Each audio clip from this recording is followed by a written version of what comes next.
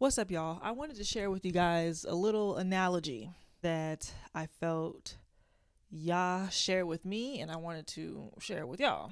And it reminded me of the body of believers. So I remember dropping like a reel a few months ago in regards to, America, Mystery Babylon, going to be judged. And a lot of people had a lot of pushback saying,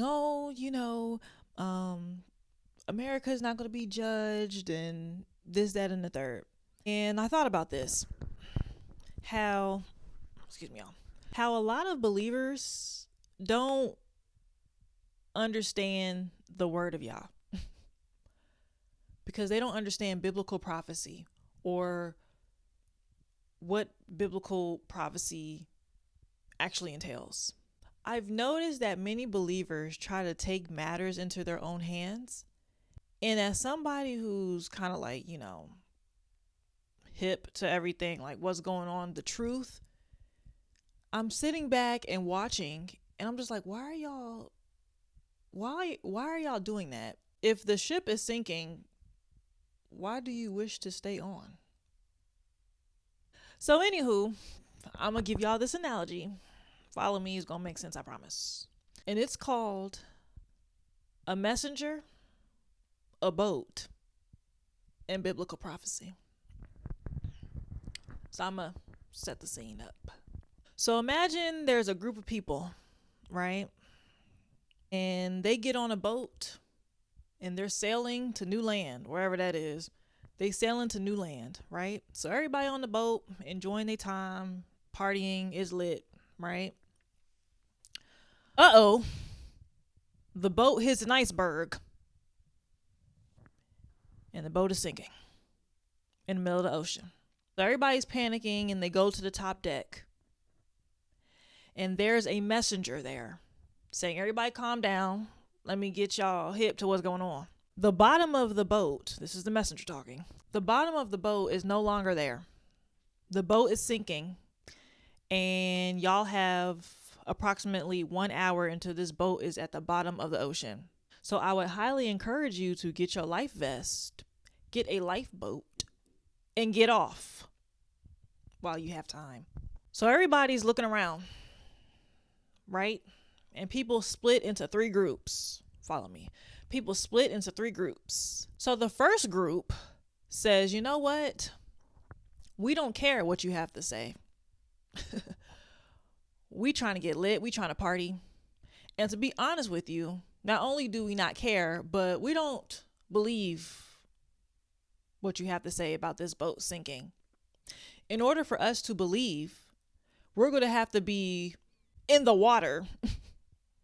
We're going to have to sink with the boat in order for us to believe that the boat is sinking. So what we're going to do is we're going to go back inside and we're going to party our life away. Literally. We're going to party our life away. So the first group of people go back inside the boat.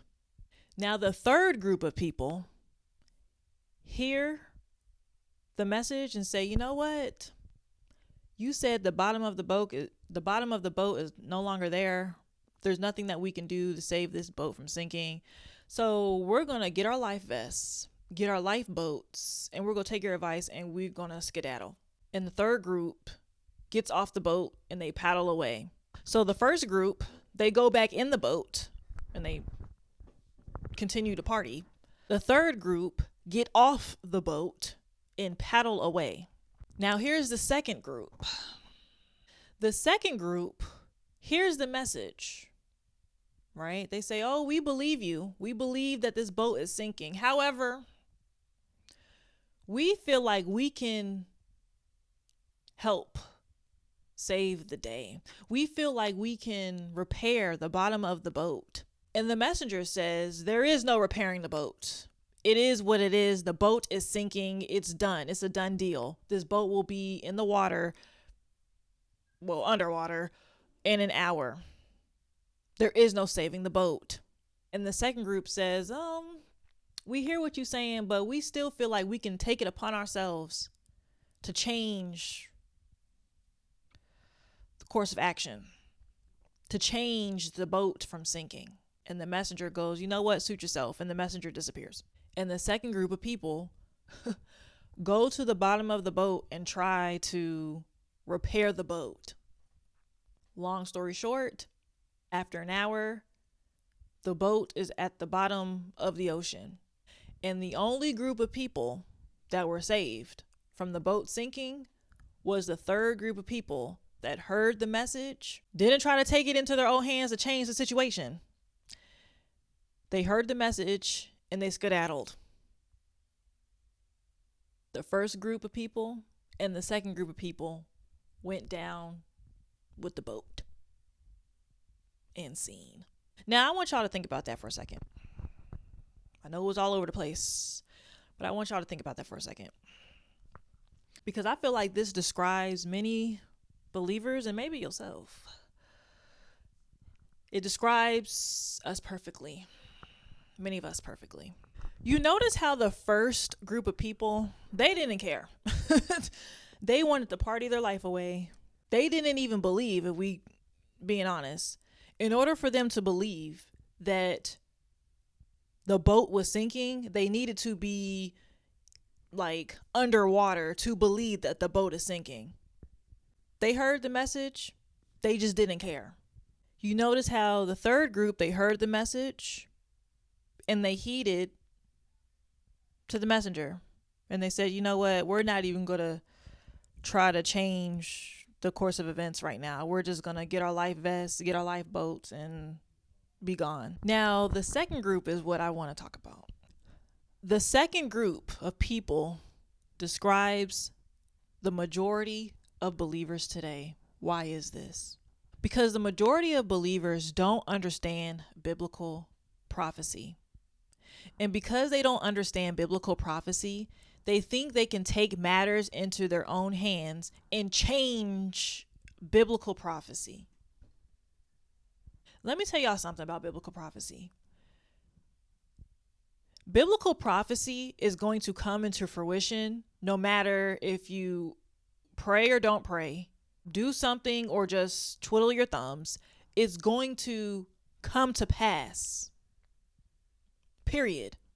If something is going to happen regardless, it is not up to you to take it into your own hands to try to change the situation. The only thing that you should be doing is choosing which side of the prophecy you're going to be on. I bring this up because, again, everything ties in together. Knowing who the real Israelites are will tell you where they're located, right? Which will tell you Mystery Babylon and how it's going to be judged for how Mystery Babylon has treated the Israelites, i.e., America. Yah talks about judgment of Mystery Babylon. He talks about judgment of America. Now, of course, in the Bible, it's not going to say America outright because when this prophecy was given, America wasn't created yet. This was prophecy to happen in the future. America wasn't created. You ain't going to find it in the Bible. But Mystery Babylon is mentioned. And Mystery Babylon is the location that Yah is going to judge. He's going to judge the whole world, but we're talking about Mystery Babylon specifically. Yah already prophesied that he was going to judge his nation. He said in his word, you will be in a land for 400 years, a land that you do not know for 400 years. And once those 400 years are up, I'm going to judge that land. This was biblical prophecy. There is no changing judgment on Mystery Babylon. But for some reason, believers feel like they can take matters into their own hand. They can come together and work together to change the course of events. And the reason why they feel this way is because they don't understand biblical prophecy. And you want to know the sad thing about this? The sad thing is that, group number 2, the people who were right in the middle, lukewarm, they shared the same fate as people who didn't believe. Group number 1 were the people who they didn't care. They didn't care. And not only did they not care, they didn't believe. That's why they did nothing about it. Group number 2 was the group who they believed the boat was sinking. They believed it. But they felt that they could change what was happening. And the messenger said there is no changing the course of events. But group 2 said, oh, we hear what you're saying, but we still feel like we can change the course of events. So they went to the bottom of the boat to try to repair the boat. And guess what? They ended up sinking with the boat. They shared the same fate as the first group who didn't believe at all.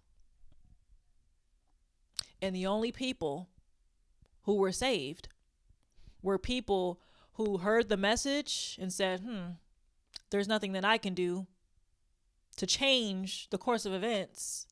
But what I can do is make a choice. Do I stay on this boat or do I get off? Do I try to change the course of events or do I let it be what it is and choose a side to be on? And I wanted to use that analogy because I felt like it described many believers to the T. And this is why it's crucial to understand biblical prophecy. And you are not going to understand biblical prophecy or what's going on if you don't understand who the real Israelites are, if you don't understand who was who. Let me tell y'all something. If y'all don't get anything from this video, do not allow people to make you think that it doesn't matter, like who is who in the Bible. Those people are lost. Those people are in group number 2. They might as well be in group number 1 and not care and just go and party and get lit. Because those people are going down with the ship. It absolutely matters that you understand biblical prophecy. So you know that it's not a matter of changing the course of events. It's just a matter of you choosing which side you're going to be on. It's going to come to pass regardless. And when you think about it, if God already said that he is going to do this, and you're praying for it not to happen, wouldn't you be praying against his will? Something to think about. But yeah, y'all, I just wanted to mention that.